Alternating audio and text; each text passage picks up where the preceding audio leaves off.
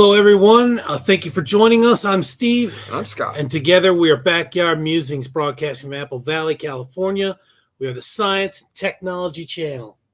Yep. Bringing you all things science and technology. Some things we don't know anything about, but we'll bring it to you anyway. So, all right. As the Nordic region continues to rebound from the weight of Ice Age glaciers, its landmass is gradually rising above sea level. Researchers at Sweden's KTH Royal Institute of Technology have developed a more precise method for measuring and predicting how this slow uplift affects Earth's gravitational pull over time. Their findings reveal that the landmass of the Fennoscandinavian Peninsula, and we'll explain that later what it is denser than previously thought. Scientists published their findings on December 13th, 2024 in the Journal of Geode. My postman must still have my issue of that. I haven't got it yet. Yeah. So. Would you like to know more? For decades, KTH scientists Mohammed Bagherbandi and Lars Sjöberg have studied the post-glacial rebound effect in Fennoscandinavia, which includes Sweden, Norway, Finland, and part of Russia. Their latest research introduces a refined measurement technique that integrates satellite remote sensing, terrestrial gravity data, and 3D positioning from GPS and similar satellite-based systems. The KTH researchers found that the density of the upper mantle is about 3,546 kilograms per cubic meter, slightly more than reported in earlier studies. It is widely believed the land mass rises by as much as 1 centimeter per year. So centimeters not very much, but that's over still, time. Why is it? Yeah, that's kind of crazy. Talk about the bulge. Like a bulge, yeah. Yeah. Bagherbandi, a researcher in geodesy and land surveying at KTH, says the new technique highlights the value of satellite data in the field of geodesy, the science of accurately measuring and understanding the Earth's geometric shape, orientation in space, and gravity field. Quote, beginning 60 years ago, scientists were using terrestrial gravimeters to establish gravity reference system and study temporal changes and gravity associated with glacial isostatic adjustment, GIA, Bagherbandi says. So this kind of reminds me of how when you grow up, this is what I want to study. I want to study glacial isostatic adjustment. Or how the Earth is round. Yeah, or where it's bulging. These guys know that the Earth is spherical and not flat. Absolutely. Yeah. But it reminds me of the magnetic north has shifted. It is shifted. Everything has.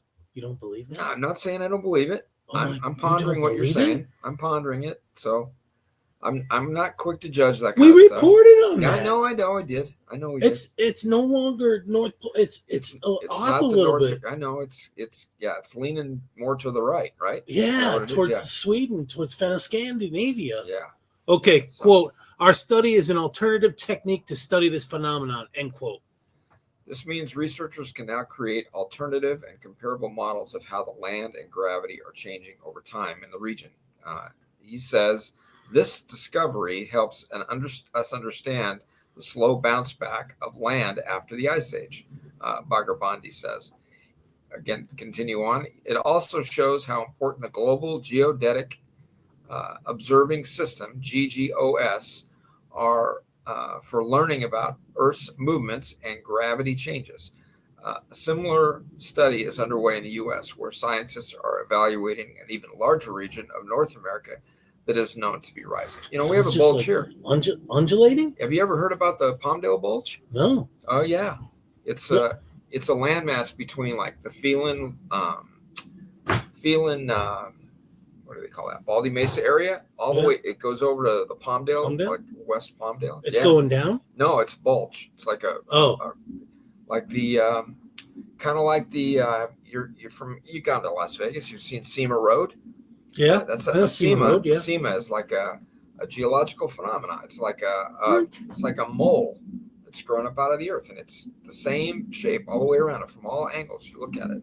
Huh. Yeah, it's pretty similar. There's only a few of those. Cloaked aliens that is pulling the Earth? Well, I don't know. It's been that way for a long time. We reported on how the ocean, there was like a downward dip in the ocean. Like it was like, was it Like a 50, hundreds of change meters change of lower? elevation. Change of elevation. I We don't did that last year I know those things are fascinating. near the So, Indian Ocean. Yeah.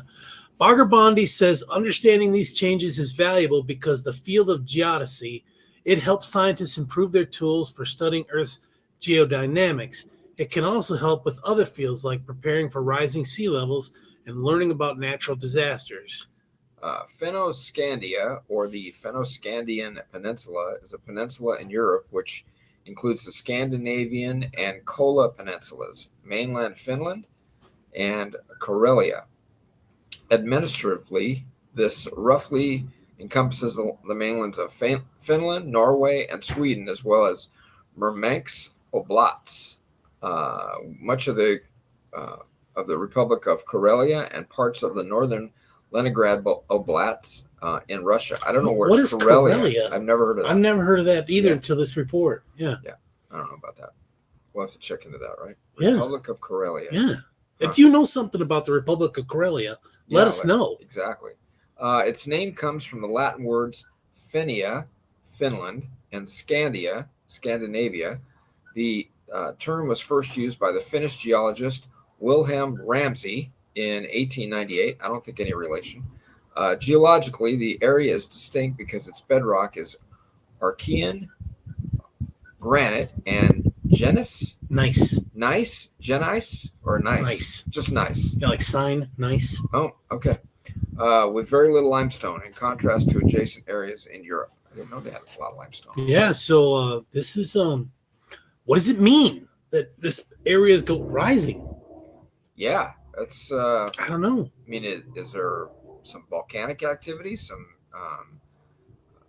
I don't know. Something pushing it up, geothermal like stuff something going that's on? asleep under the mantle that's starting to rise up. That's going to eat us all. Because that whole area is obviously bordered by the ocean, right? Pretty much. Yeah. And Arctic Ocean. Yeah. So pretty cold areas for the most part. Yeah. I don't know. Pretty fascinating. But I'm really intrigued about this Republic of Karelia. I've never heard of that. Is that where where Karelian cruisers come from? Like in Star Wars? I don't know. I'm not that up on the Star Wars lingo. So. But okay. Well, if you guys know, let us know. Thanks for joining us, folks. Take care, everyone. Thanks. We'll see you in the morning. Yeah. Okay, where's this? Yeah, the only thing I can tell you about Star Wars is that they should have stopped after 4, 5, and 6. That's all I can